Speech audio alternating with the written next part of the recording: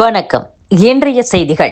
எப்போதும் போல அடைமழையாக இந்த அரசியல் சூதாடிகளின் ஊழல், லஞ்ச கொள்ளை பண மழை பொழிந்தாலும் வரும் ஏப்ரல் 23ஆம் தேதி நீங்கள் அனைவரும் விசில் புரட்சிக்கு தயாராக வேண்டும் என்று வாக்காளர்களுக்கு தவிக தலைவர் விஜய் வேண்டுகோள் விடுத்துள்ளார். திமுக ஆட்சியில் கட்டுக்கடங்காத போதைப் பொருள் புழக்கம், காவல்துறை மீதோ குற்றவாளிகளுக்கு எந்த அச்சமும் இல்லாத நிலை என தமிழகம் ஒரு இருண்ட நிலைக்கு போய்விட்டது. இவற்றை சரி செய்து தமிழகத்தை மீட்டெடுக்கவே சில காலம் தேவைப்படும் என்று தமிழக பாஜக முன்னாள் தலைவர் அண்ணாமலை பேசியுள்ளார். இது குறித்த அவரது அறிக்கையில், திருவண்ணாமலை மாவட்டம் செய்யாறு அருகே சுப நிகழ்ச்சியில் கலந்து கொள்ள வந்த காஞ்சிபுரத்தைச் சேர்ந்த 15 வயது சிறுமிக்கு கூட்டு பாலியல் வன்கொடுமை நடந்ததாக வந்துள்ள செய்தி மிகுந்த அதிர்ச்சியும் கோபமும் அளிக்கிறது. இதுபோன்ற கொடூரங்கள் மீண்டும் மீண்டும் நடைபெறுவது திமுக அரசின் சட்டம் ஒழுங்கு தோல்விக்கு முழு சாட்சி. தமிழகத்தில் பெண்கள், குழந்தைகள் பாதுகாப்பு என்பதே இல்லாத நிலை ஆகிவிட்டது. கடந்த 5 ஆண்டுகளில் கட்டுக்கடங்காத போதைப் பொருள் புழக்கம், சட்டத்தின் மீதோ காவல்துறை மீதோ குற்றவாளிகளுக்கு எந்த அச்சமும் இல்லாத நிலை என தமிழகம் ஒரு இருண்ட நிலைக்கு போய்விட்டது. இவற்றை சரி செய்து தமிழகத்தை மீட்டெடுக்கவே சில காலம் தேவைப்படும். இத்தகைய மோசமான சூழலில் திமுக ஆட்சி இன்று தமிழகத்தை தள்ளி இருக்கிறது. இந்த வழக்கில் தொடர்புடைய அனைவரையும் உடனடியாக கைது செய்து கடுமையான தண்டனை வழங்க வேண்டும். சிறுமிக்கும் அந்த குடும்பத்தினருக்கும் முழு பாதுகாப்பும் மனநல ஆலோசனைகளும் வழங்கப்பட வேண்டும் என்று வலியுறுத்துவதாக குறிப்பிட்டுள்ளார். சட்டசபை தேர்தலுக்கான தேர்தல் பிரச்சாரம் இன்று மாலை 6 மணியுடன் நிறைவடையும் நிலையில் அதற்கு மேல் பொதுக்கூட்டம், ஊர்வலம் நடத்தவோ அதில் பங்கேற்கவோ கூடாது. வாக்காளர்கள் அல்லாதோர் தொகுதியில் இருக்கக்கூடாது என தேர்தல் கமிஷன் உத்தரவிட்டுள்ளது. தமிழக சட்டப்பேரவை தேர்தல் ஏப்ரல் 23ஆம் தேதி காலை 7 மணி முதல் மாலை 6 மணி வரை நடக்கிறது. இதனையொட்டி இன்று மாலை 6 மணி முதல் தேர்தல் பிரச்சாரம் ஓய்கிறது.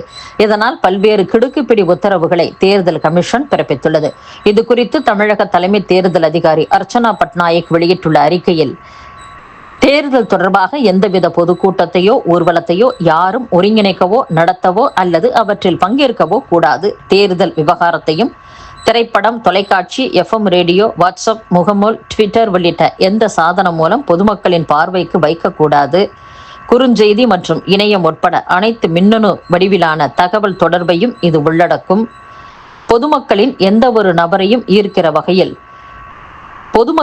எந்த ஒரு நபரையும் ஈர்க்கும் வகையில் இசை நிகழ்ச்சி, திரையரங்க செயல்பாடு, பிற கேளிக்கை உள்ளிட்ட பொழுதுபோக்கு நிகழ்ச்சிகளை நடத்தக்கூடாது. அதன் மூலம் பொதுமக்களிடம் தேர்தல் விவகாரத்தையும் பிரச்சாரம் செய்யக்கூடாது.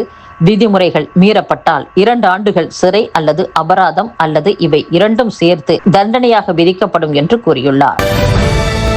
பெரம்பலூர் மாவட்ட திமுக விவசாய அணி துணை அமைப்பாளர் ஜெயராமன் காரில் 2.44 கோடி ரூபாய் சிக்கியுள்ளது. இந்த பணத்தை பறிமுதல் செய்த தேர்தல் பறக்கும்படை அதிகாரிகள் விசாரணை மேற்கொண்டு வருகின்றனர்.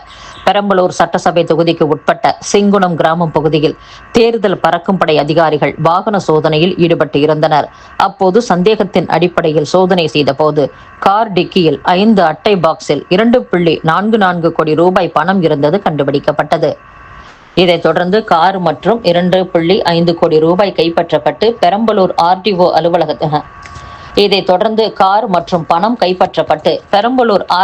அலுவலகத்திற்கு கொண்டு செல்லப்பட்டது.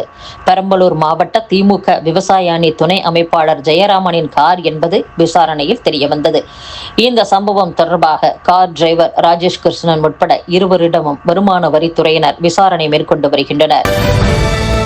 சென்னையில் சட்டசபை தேர்தலில் ஓட்டு போடும் வாக்காளர்கள் தங்களின் வாக்குச்சாவடிகளை எளிதில் அடையாளம் காணும் வகையில் ஓட்டுச்சாவடி மையங்களில் பல வண்ணங்களில் குறியீடுகள் வைக்கப்பட்டுள்ளன. சட்டசபை தேர்தல் வரும் 23ஆம் தேதி நடைபெறவுள்ள நிலையில் இன்றுடன் பிரச்சாரம் ஓய்கிறது. ஓட்டு போடுவதற்கு இன்னும் ஒரு தினமே இருப்பதால் ஓட்டுச்சாவடிகளை தயார் செய்யும் பணியில் தேர்தல் அதிகாரிகள் ஈடுபட்டு வருகின்றனர்.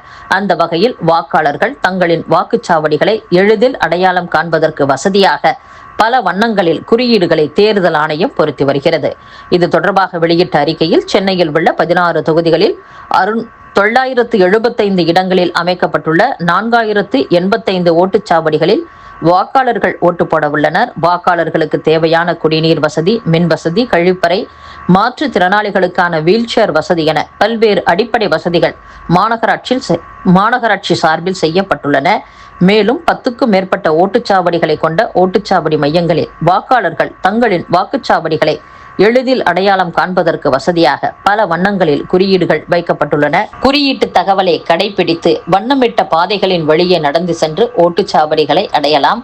இதன் மூலம் வாக்காளர்கள் ஓட்டுச்சாவடிகளை அடைவதில் எந்த சிரமமும் ஏற்படாமல் மிகவும் உதவிகரமாக இருக்கும் என்றும் தெரிவிக்கப்பட்டுள்ளது.